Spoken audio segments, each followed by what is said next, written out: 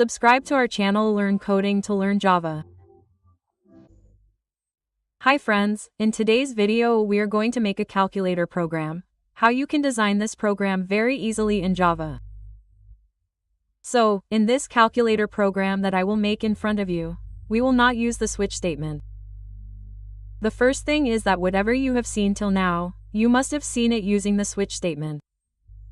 So how can you make it without the switch statement? Let me first explain the requirement to you. Then we will also design the program. It is very important to understand the requirement. Only then you can design the program very easily after understanding it. First of all, see what inputs you have to do. First, you have to input two numbers. So for that you take n1 and n2. Now these two numbers have been input. So now you will think what you have to do. Add, subtract, multiply or divide. So what will you have to do for that? For that you have to select any one particular operation. Whichever operation you want to perform. Now you have selected the operation. Now as soon as this operation is selected, your result should also be printed according to it. We have so many conditions.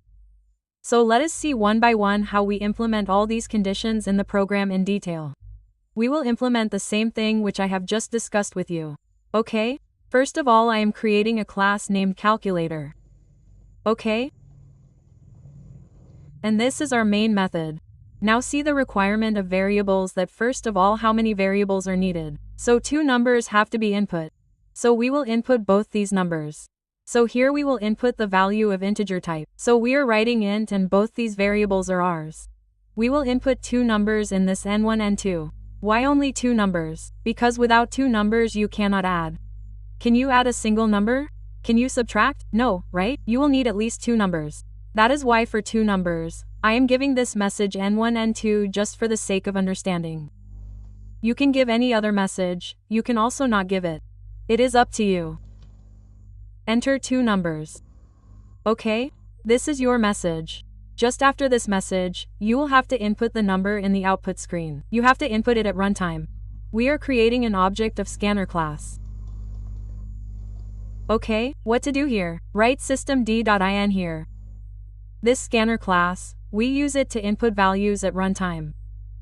So, it is in the util package of Java. Okay, so, first of all, import that util package in your program. Understand that too in the first line just above the class, because above is our comment part. java.uutil.scanner. See, it must be coming to your mind that this system is also a class. Then why don't you import its package? Because the system is in the default package of Java. That means it is in the lang package of Java. You can import the lang package here or you cannot. But this is not in the default package. This is not in the default package. That means it is in util. So you will have to do that. Understand that this is the free one and this is the paid one. Anyone can access the free one, or they cannot. It depends on that. The paid one has to be purchased. So see here you have to import. Understand this way.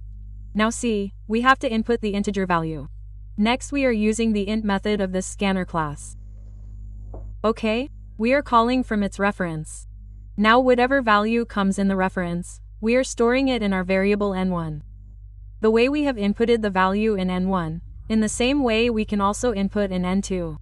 It can definitely be done. So this scanner class not only asks you to input values at runtime but also provides you with several methods. It has different methods for each type of value. This is the next int method for integers. Two numbers have been input.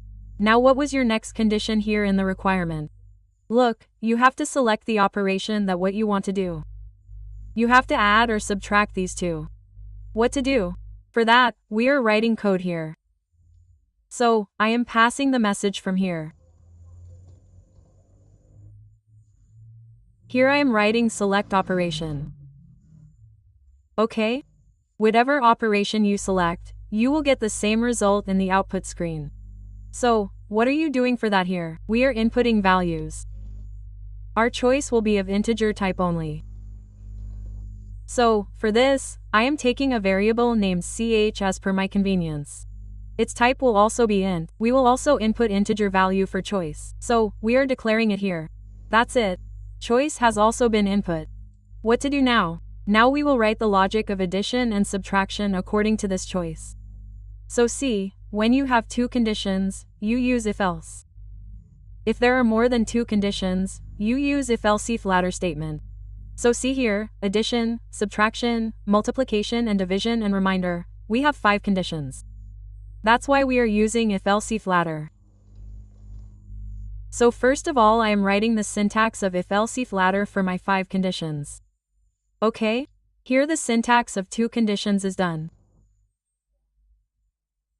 This is the syntax for our 3rd condition, and this last else if will be for our 4th condition, and the last one will be for our remainder. This else. 5 conditions, 5 blocks are ready. This syntax is done. What to do now? You have to give a choice. If the value of choice is 1, then what will happen here? Write the logic here. Add n1 and n2 here. Okay? And I am storing it in a variable. If you want, you can do it in that too. I am creating a variable named cal. So I am declaring it here too. Now see, our addition is done. So what do you do with this result now? Simply print it. So what do you do here? I am also passing a message here, which will be printed with the result. Print cal here. Our addition work is done. Now what do you have to do? You have to do subtraction. So for that give the condition here that if the value of choice is 2. Whatever operation we select here, if its value is 2, then what will happen? Then you have to subtract here. So put a minus here. And you can also change this message because addition should not come with everything. Done. There is a little spelling wrong. I must have been correct. This is subtraction. Now if the value of the inputted selection operation is 3, then what should we do for it? For that, multiply it here. Write the symbol of into and the multiplication here. You can also see how easily we are making the program. We are making it on the same requirement which I have explained to you here. What are we doing now? If the value of your choice becomes 4, whatever operation you select, then what should we do for it here? Divide it here. Divide n1 by n2 and print the division here. What are we going to do in the last? In the last, we are going to do a remainder. So use the modulus operator here. Whatever remainder will be there, it will be printed. So for this also we are changing the message here. This is our calculator program ready. First of all, let us save it. I am doing it on the desktop. The name of our class is calculator.java. Let's check a little bit what is the name. It is calculator only. It is a very correct name. I saved it on the desktop location. Now to compile and run it, open your command print and change the location where the program is. Write Java C. To compile, write the name of your class. .java. See, the program has been compiled. Now when we are going to run it, then again enter the name of our class, 2 numbers. It is asking us to input 2 numbers. This is the message. Here I am minimizing the code. This message has been printed. Now I am inputting 2 values for n1 and n2. Like I have first entered 10 and second 20. Now see select operation. This is the message which was passed from here. Now suppose I have to do addition, then I will do 1. See, add 10 and 20, what will it be? It will be 30. You can perform any operation. Now see, I have to input 2 numbers again. Input any 2 numbers. It is asking me to select the operation. Let's suppose I have to do multiplication. I did 3. See, after multiplying both of these, the result has come here. So how is this program working? Dry run is also necessary. First of all, I had input the value 10 in this and I had input the value 20 in this. This is done, and for this I had input choice 1. Now see here, is 1 equal to 1? Because the value of CA has also been input as 1. The condition is true.